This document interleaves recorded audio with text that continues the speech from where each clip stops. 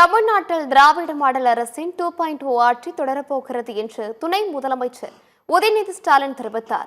Chennai wall tax சாலையில் பெருநகர சென்னை மாநகராட்சி சார்பில் கட்டப்பட்டுள்ள முதல்வர் திருமண மாளிகையை உதயநிதி ஸ்டாலின் திறந்து வைத்தார்.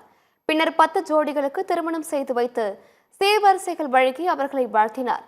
நிகழ்ச்சியில் பேசிய உதயநிதி ஸ்டாலின் பிறக்கும் குழந்தைகளுக்கு தமிழ் பெயர்களை சூட்ட வேண்டும் என தம்பதிகளுக்கு அறிவுறுத்தினார். அரசின் திட்டங்கள் குறித்து பேசிய அவர் திமுக மீண்டும் ஆட்சி அமைக்கப் போவது உறுதி எனவும் கூறினார்.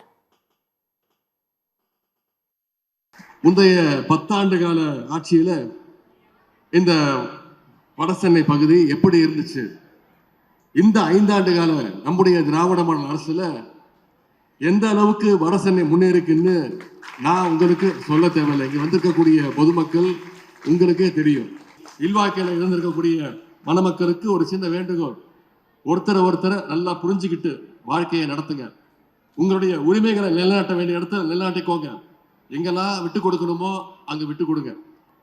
திருமணத்திற்கு பிறகு உங்களுக்கு பிறக்கக்கூடிய குழந்தை, அது ஆண் குழந்தையாக இருந்தாலும் சரி, பெண் குழந்தையாக இருந்தாலும் சரி, அழகான ஒரு தமிழ் பெயரை நீங்க உங்க குழந்தைக்கு சூட்ட வேண்டும்.